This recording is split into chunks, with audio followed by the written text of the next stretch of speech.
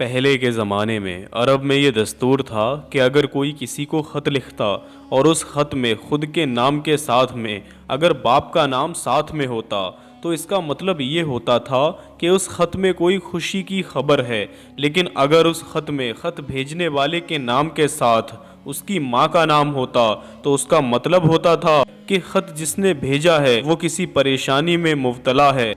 8 محرم کے دن کربلا کے میدان میں حضرت امام حسین کو کوفہ میں رہنے والے اپنے ایک بچپن کے دوست حبیب ابن مظاہر کی یاد آئی اور اپنے ایک قاصد کے ہاتھ حضرت امام حسین نے ایک خط کو اپنے دوست حبیب ابن مظاہر کی جانب روانہ کر دیا۔ حضرت امام حسین کا وہ قاصد اس خط کو لے کر کوفہ میں حبیب ابن مظاہر کے گھر پر پہنچا۔ اس وقت حبیب ابن مظاہر کھانا کھا رہے تھے۔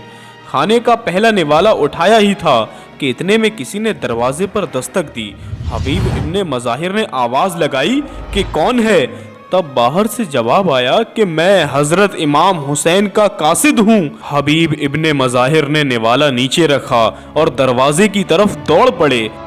آپ نے دروازہ کھول کر اس قاصد کے ماتھے اور ہاتھوں کو چوم کر اس کے ہاتھ سے وہ خط لے کر خط کو کھولنے لگے۔ خط کا کھلنا ہی تھا کہ حبیب ابن مظاہر رونے لگے۔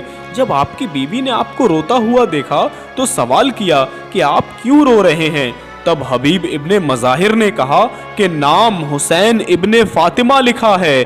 یا اللہ خیر ہو، یہ کہہ کر آپ نے حضرت امام حسین کا وہ خط پڑھا جس میں لکھا ہوا تھا، حبیب اگر آنا چاہتے ہو تو کربلا کے میدان میں آ جاؤ، میں اپنی بہن اور بیٹوں کے ساتھ ہوں، یوم عاشورہ کے بعد تم کبھی زیارت نہیں کر پاؤ گے۔ ابھی بس اتنا پڑھا ہی تھا کہ حبیب ابن مظاہر رونے لگے اور اپنی بیوی کی طرف دیکھ کر سوچنے لگے کہ اس کے دل میں کیا ہے، ذرا یہ بھی جان لوں۔ تب آپ نے اپنی بیوی سے کہا کہ اگر میں کربلا گیا تو تم بیوہ ہو جاؤ گی اور میرے بچے یتیم ہو جائیں گے۔ یہ سن کر آپ کی بیوی نے جو کہا وہ سن کر آپ حیران رہ گئے۔ بیوی نے کہا آپ کیسی باتیں کرتے ہیں؟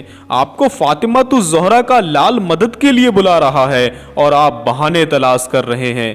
تب حبیب ابن مظاہر نے کہا میں تو صرف تمہارا امتحان لے رہا تھا۔ اس کے بعد حبیب ابن مظاہر اپنے گھر سے نکل کر کربلا کی جانب روانہ ہو گئے۔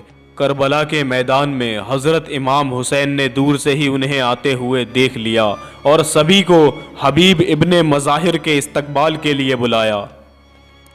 حبیب ابن مظاہر آئے اور اپنے بچپن کے دوست حضرت امام حسین کے ہاتھ اور آنکھوں کو چوم کر نعرہ تکبیر اللہ اکبر کی صدائیں کربلا کے میدان میں گونجنے لگیں۔ سلام ہو اس دوستی پر جہاں ایک دوست کے خط کو پا کر دوسرا دوست اس کی مدد کے لیے جا پہنچا۔ سلام ہو حضرت امام حسین پر، سلام ہو فاطمہ کے لال پر۔